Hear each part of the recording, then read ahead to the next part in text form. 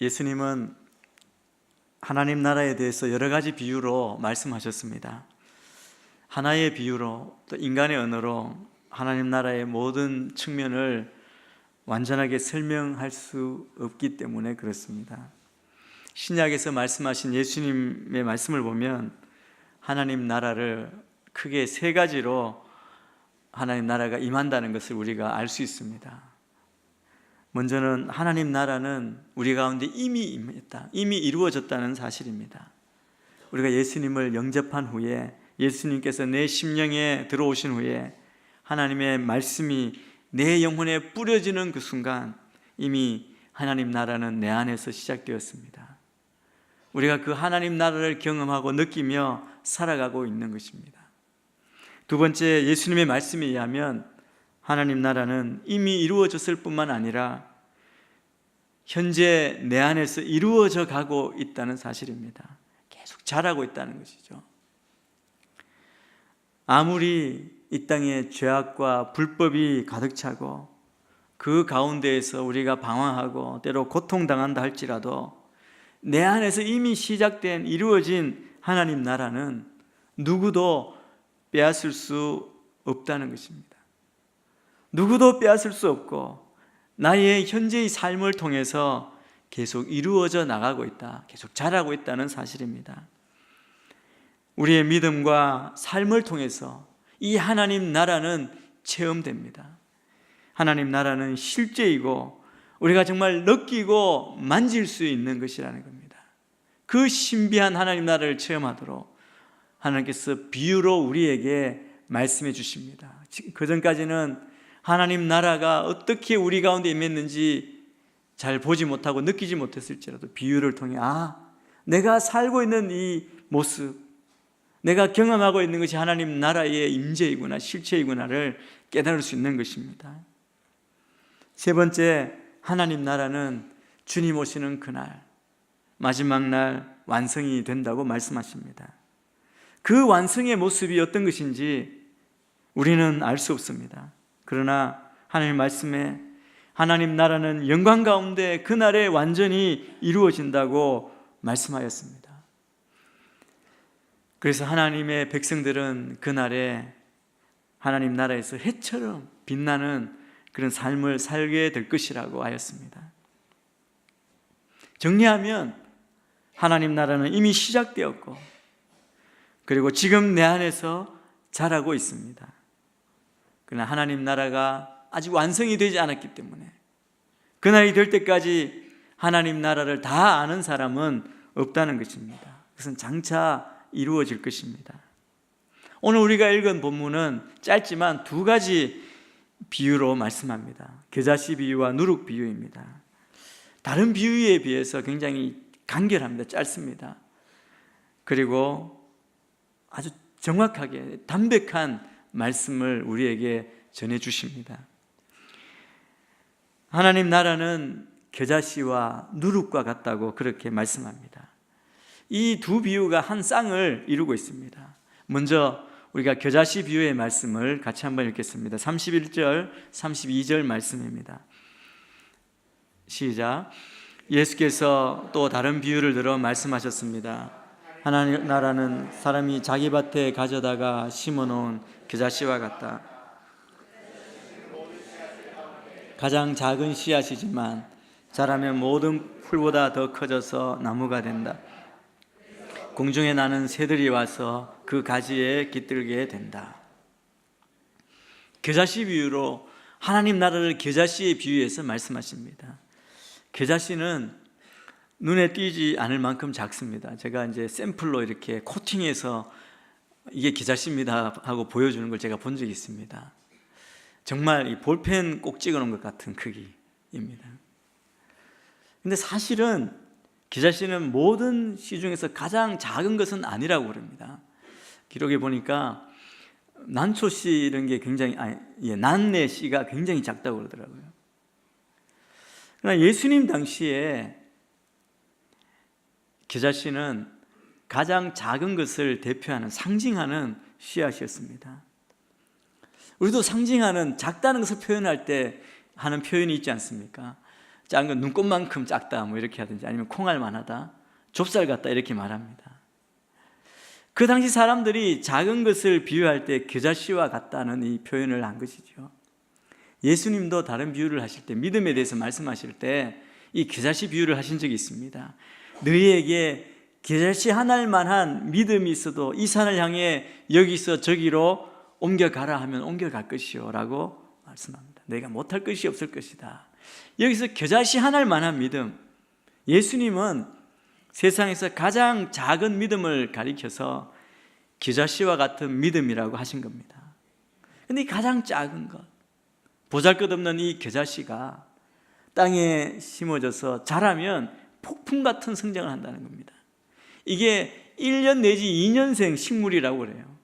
그런데 자라면 3m, 4m까지 자란다고 합니다. 주님은 이 놀라운 생명력을 가진 겨자씨에서 하나님 나라를 발견한 것입니다. 그래서 비유로 우리에게 하나님 나라는 이런 것이다라고 말씀해 주시는 겁니다. 작은 겨자씨 한 알의 경이로움이 이 믿음의 신비를 잘 드러낸다고 말씀하시는 것입니다. 근데 씨를 보면 아무것도 아닙니다. 작고 흘리면 찾을 수도 없고 볼품이 없어 비전이 보이지 않지만 말씀대로 땅에 심기우면 정말 충격적인 모습으로 변한다는 것입니다. 풀인데 나무처럼 되어서 가지가 넓게 퍼지니까 많은 새들이 와서 깃들이게 되었다는 겁니다. 이것이 하나님 나라입니다. 이 말씀을 통해서 우리는 몇 가지 진리를 배울 수 있습니다. 먼저는 하나님 나라는 이 겨자씨처럼 작게 시작하지만 놀라운 크기로 크게 거둔다는 것입니다. 여러분, 우리는 큰 것, 위대한 것 사모하고 찾습니다. 그러나 가장 위대한 것, 큰 것은 처음부터 그렇게 위대하게 큰 것에서 시작되는 것이 아닙니다. 작은 것에서부터, 보이지 않는 것에서부터 시작이 됩니다. 하나님 나라의 비밀은 이 겨자씨처럼 작은 것에서 숨겨져 있습니다. 눈에 잘 띄지 않습니다. 그래서 여러분, 눈에 안 띄니까 믿지 않는 사람, 불신자의 눈에는 우리의 구원자이신 하나님이신 예수 그리스도께서 그렇게 겨자씨처럼 작게 보여지는 겁니다. 주님의 그 위엄과 권세와 영광을 볼 수 없는 것이죠. 여러분, 불신자들이 볼 수 없다는 걸 생각하면 우리가 그리스도로 말미암아 영생을 얻은 자로 그 예수 그리스도와 그 복음의 진리를 볼 수 있다는 것, 믿는다는 것이 얼마나 큰 은혜인지를 우리가 깨달을 수 있습니다. 예수님은 또 이렇게 말씀하십니다. 지극히 작은 일에 충성하는 자가 큰 일도 감당할 수 있다고 강조하십니다. 눈에 보이지 않는 것, 사람들이 신경 쓰지 않는 것, 자존심 상하는 일들을 하는 사람, 이 사람이 지극히 작은 일을 하는 사람, 지극히 작은 일에 충성하는 사람이라고 할 수 있습니다. 그런데 그렇게 눈에 띄지 않는, 사람들이 돌아보지 않는 그 일에 충성할 때 예수님은 그곳에 계십니다. 예수님은 지극히 작은 곳에 계시다고 말씀합니다. 예수님은 한 과부의 동전 2립, 겸손하게 드리고 간절하게 기도하는 그 과부의 동전 2립, 그 과부를 축복해 주셨습니다. 보통 사람들은 지위가 높고 세상적으로 훌륭한 사람, 업적을 많이 남긴 사람, 외적으로 크고 화려하고 좋은 것을 높게 평가합니다. 그러나 하나님 나라는 그렇지 않습니다. 예수님은 소자에게 냉수 한 그릇 준 것이 나에게 한 것과 같다고 그렇게 하셨습니다. 세상에서 아무도 돌보지 않고 관심 갖지 않는 작은 자에게 우리가 작은 정성, 냉수 한 그릇 대접하는 것이 그 예수님을 대접한 것과 같다고 하셨습니다. 여러분, 여기에 진정한 하나님 나라의 의미가 있습니다. 우리는 작은 일을 맡았을 때, 남들이 전혀 돌아보지 않는, 신경 쓰지 않는 일을 맡았을 때 그런 일을 한다고 서러워하거나 불평하거나 한탄하지 말아야 합니다. 자기에게 작은 일이 맡겨졌다고 나를 무시하는 것 아니냐라고 그렇게 생각하지 말아야 합니다. 작은 일을 우리가 맡는 그 순간에 우리는 하나님 나라를 맛볼 수 있는 기회를 얻은 것입니다. 저는 우리가 다 이 하나님 나라를 경험하는 이 놀라운 비밀을 깨닫게 되기를 축복합니다. 그리고 우리가 그 하나님 나라를 경험할 수 있게 되기를 바랍니다. 지극히 작은 일을 맡은 사람에게 하나님 나라의 기적이 일어나기 시작합니다. 두 번째, 이 겨자씨 비유에서 우리가 배울 수 있는 것은 하나님 나라는 조용히 그러나 끊임없이 자란다는 사실입니다. 우리가 씨 뿌리는 비유, 가라지 비유 다 이게 씨를 가지고 이야기했지 않습니까? 그 안에는 생명이 있죠. 그런데 식물은 오늘 씨를 뿌린다고 바로 그 다음 날 자라는 게 아닙니다. 눈에 보이지도 않습니다. 여러분, 하나님 나라는 결코 갑자기 자라지 않습니다. 하나님의 말씀은, 믿음은 보이지 않게 계속적으로 내 안에서 역사하는 것이죠. 하나님의 말씀이 우리 안에 있기만 하면 눈에 보이지는 않지만 우리는 끊임없이 변화하고 성장합니다. 그렇기 때문에 말씀을 가진 우리 그리스도인들은 이 순간이, 오늘이 중요하고 자라는 것이 중요합니다.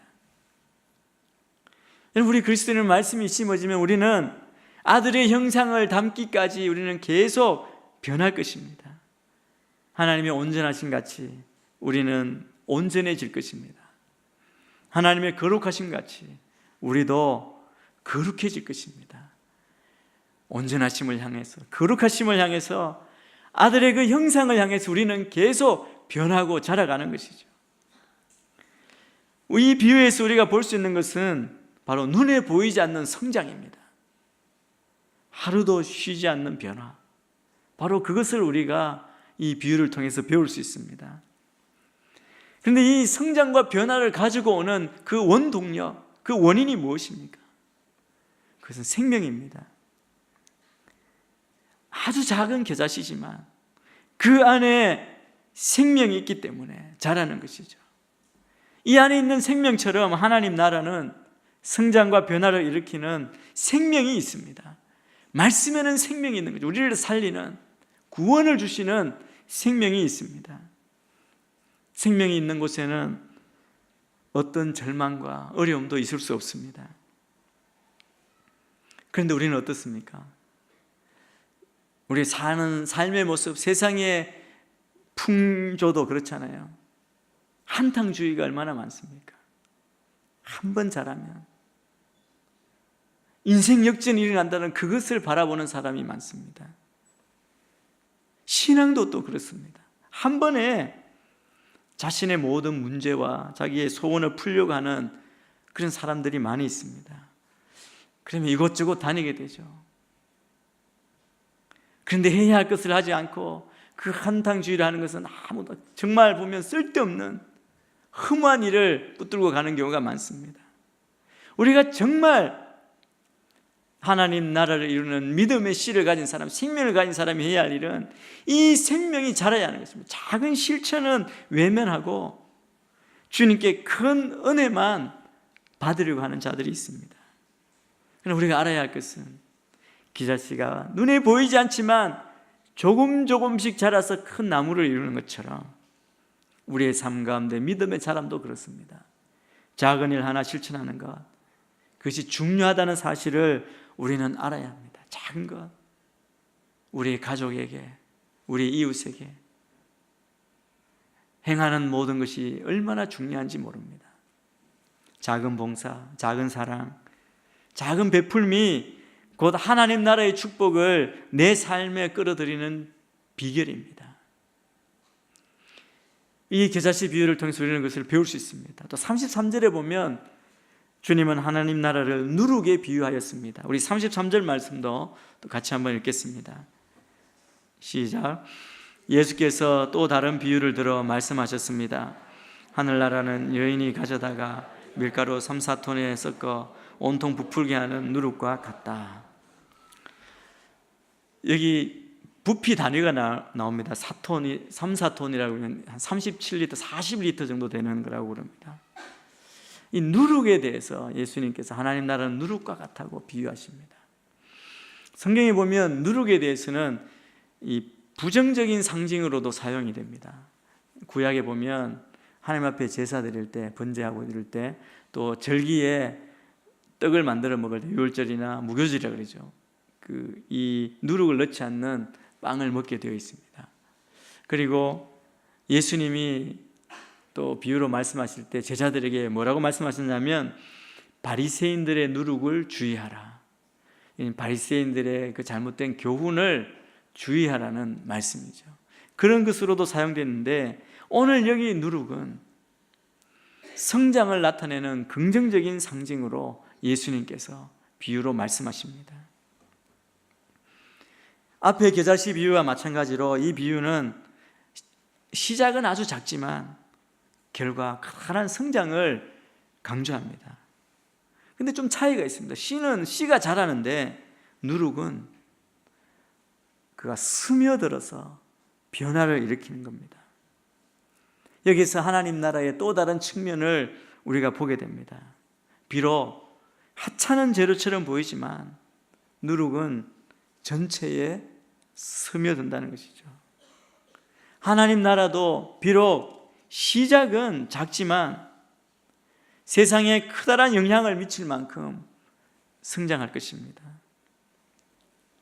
여자가 누룩을 가져와서 밀가루 반죽에 섞는다고 할 때 이 섞는다는 것은 감추어 넣는다는 뜻을 가지고 있습니다. 여러분 반죽할 때 이스트 누룩을 넣는 게 숨길 일은 아니죠.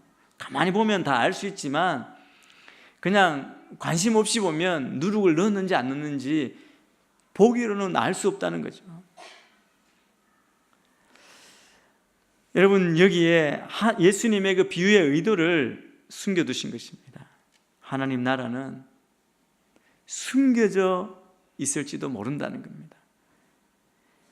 보기에는 표시가 나지 않지만 하나님 나라는 그 안에 역사하고 있다는 것이죠. 밀가루 반죽에 누룩이 섞여져 있는 것처럼 보기에는 밀가루 반죽인데 그 안에 누룩이 있는 것처럼 그렇게 숨겨져 있다는 것입니다. 그것이 드러나 보이지는 않지만 전체로 이제 영향을 펼치며 나갈 것입니다. 하나님 나라가 그렇습니다. 눈에 잘 띄지 않고 숨겨져 있지만 사회에 널리 퍼져가고 온 세상에 침투해 들어갑니다. 하나님 나라는 은밀하게 시작된다는 것입니다. 동시에 은밀하지만 표시가 나지 않는 것 같지만 그 영향력은 참으로 엄청나다는 것이 오늘 말씀에 밀가루를 온통 부풀게 한다는 표현 가운데 담겨져 있습니다.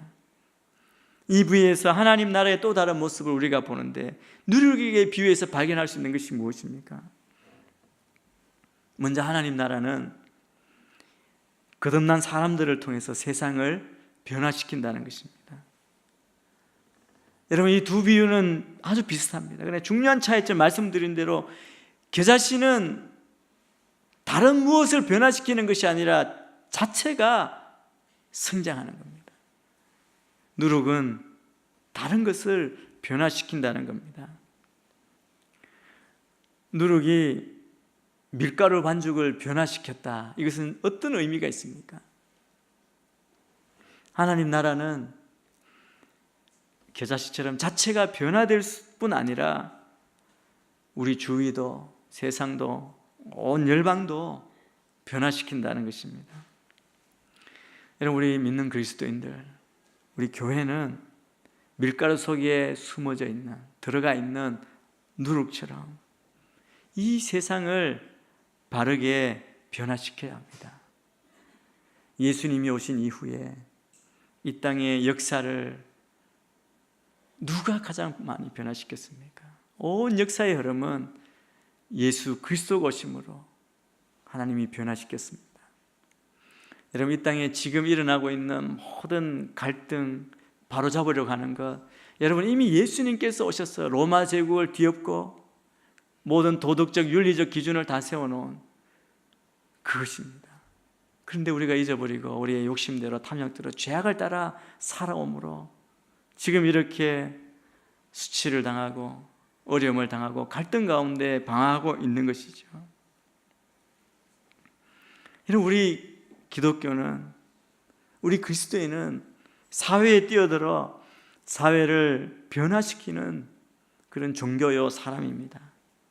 누룩처럼 우리가 있는 곳곳에서 그 영향력을 우리가 행사해야 합니다. 누룩의 원래 의미는 순식간에 강력하게 상대방을 변화시킨다는 의미입니다. 소량의 작은 누룩이 밀가루 반죽 전부를 순식간에 변화시키는 것처럼 천국을 소유한 하나님 나라를 경험한 우리 그리스도인들은 우리가 살고 있는 세상, 우리가 만나는 사람을 변화시키고 새롭게 하는 능력이 있다는 겁니다. 그래서 그리스도인은 자기가 변할 뿐만 아니라 우리가 살고 있는 세상을 변화시킵니다. 우리가 예수님을 믿을 때 새로운 피조물이 되었잖아요. 누구든지 그리스도 안에 있으면 새로운 피조물이라. 옛것은 지나갔으니 보십시오, 새것이 되었습니다. 이게 우리의 변화의 모습입니다. 복음을 받고 그리스도 안에 있으므로 우리가 새롭게 변화되었습니다. 이렇게 예수 그리스도를 믿게 되면 우리의 성품이 변하게 됩니다. 옛사람이 사라지는 것입니다. 못된 성품, 사탄의 종노릇 했던, 사탄에 억압된 그 성품들이 예수 그리스도의 성품으로 변하기 시작하는 겁니다. 그뿐 아니라 하나님 나라를 진정으로 소유한 사람들은 자기가 하나님 아들이 되어서 구원을 소유하고 하나님 나라의 삶을 누릴 뿐 아니라, 우리 구원받은 하나님의 자녀가 될 뿐 아니라 자신도 모르는 사이에 세상을 변화시킵니다. 그래서 성도들이 가는 곳마다, 교회가 세워지는 곳마다 놀라운 영적인 새로운 부흥이 일어나고 선한 변화 운동이 일어나야 정상인 것이죠. 예수님께서는 우리에게 너희는 세상의 빛이요 소금이라고 그렇게 말씀하셨습니다. 부패한 세상, 어두운 세상, 불의와 부정이 만연한 이 세상에서 그리스도인들은 숫자가 그렇게 많지 않아도 됩니다. 아무 힘없는 존재를 할지라도 우리 자체가 빛이요 소금이라는 것이죠. 여러분, 소금은 소리치지 않습니다. 가만히 있어도 썩는 것을 막고 주위가 변하는 것입니다. 초대교회 그리스도인들을 우리가 알지 않습니까? 소수의 그리스도인들은 그들이 소유한 복음의 능력으로 로마를 뒤엎었습니다. 종교개혁 당시에 몇몇 사람들의 마음속에 불탔던 그 복음은 유럽 전체뿐 아니라 다시 한번 이 세계의 역사를 변화시켰습니다. 오늘 우리도, 우리 교회와 우리 그리스도인들이 세상을 향해서 담대히 문을 열고 우리가 그곳에 거하고 뛰어들어야 하는 이유를 이 누룩의 비유에서 우리가 발견할 수 있습니다. 더 생각해 보고 싶은 것은 이렇게 작은 누룩이 밀가루 전체를 부풀게 하는 그 힘, 그 원동력은 또 무엇입니까? 무엇이라는 겁니까? 누룩은 이렇게 퍼지는, 변화시키는 능력이 있습니다. 이 누룩의 능력은 오늘 말씀에 예수님께서 말씀하시는 것은 이 말씀의 능력이고 복음의 능력을 의미하는 것입니다. 이런 변화시키는 것은 우리가 아닙니다. 여러분, 우리가 우리를 자랑하면 세상에 변화될 것이 없죠. 아무 변화가 일어나지 않을 겁니다. 그러나 우리 속에 계시는 예수님이 계시기 때문에, 예수님 때문에 우리가 있는 그곳에서 세상은 변하게 될 것입니다. 능력은 내가 아니라 내 안에 있는 말씀입니다.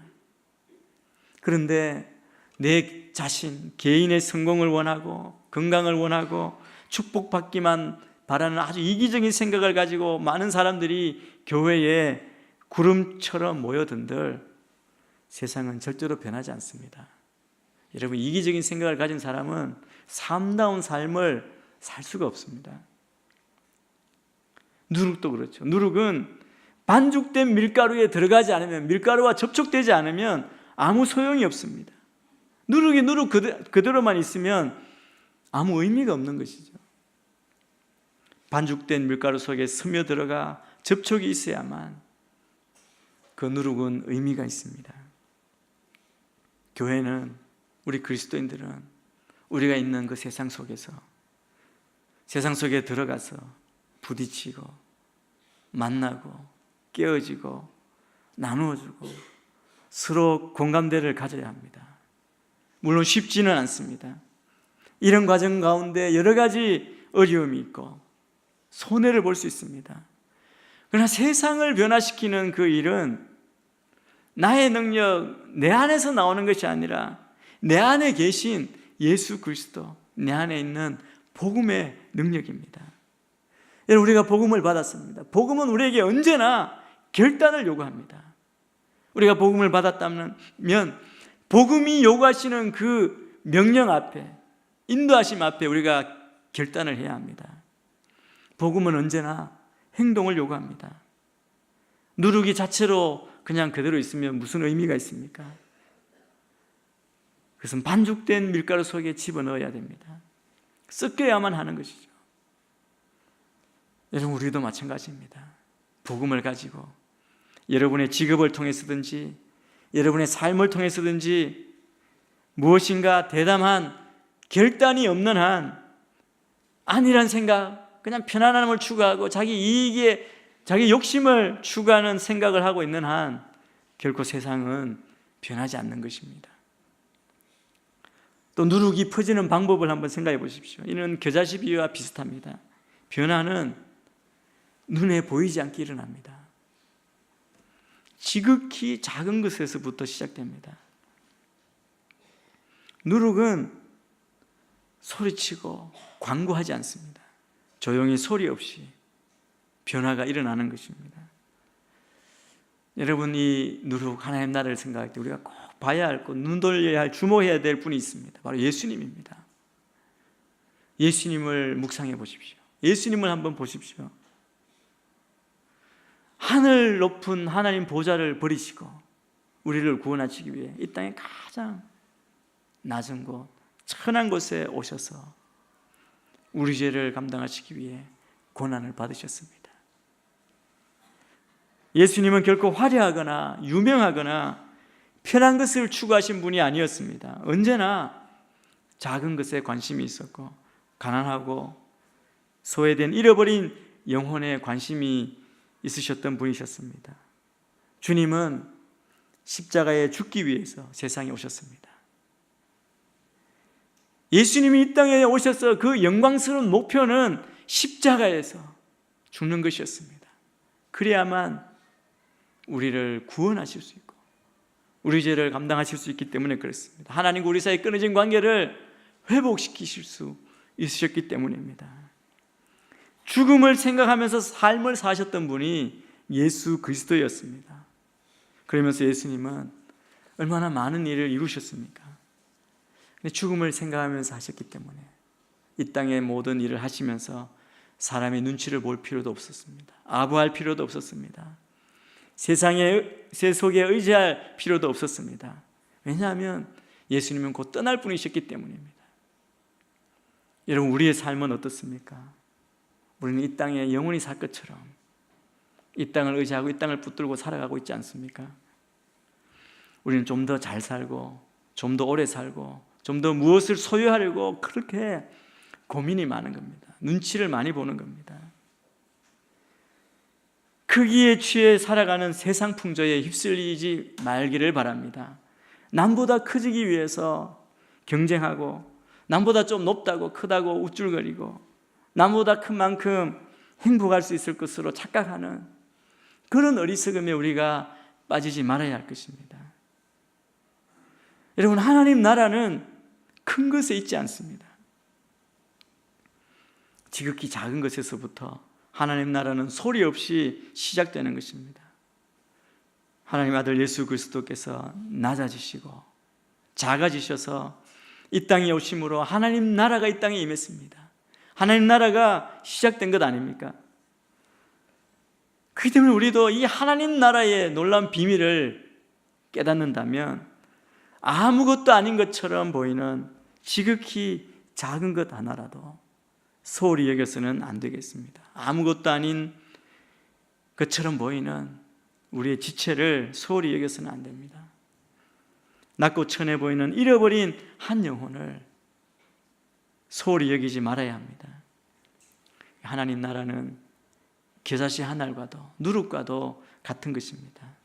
오늘 우리에게 주신 이 말씀을 붙들고 우리가 각자 나아가서 여러분이 속한 가정, 우리 교회, 순에서, 직장에서, 학교에서, 거리에서 우리가 가진 이 복음의 그 뜨거운 사랑을 가지고 그 작은 사랑 하나하나를 우리가 순종하고 실천하게 될 때 바로 거기서부터 위대하고 거대한 하나님 나라는 시작되는 줄로 믿습니다.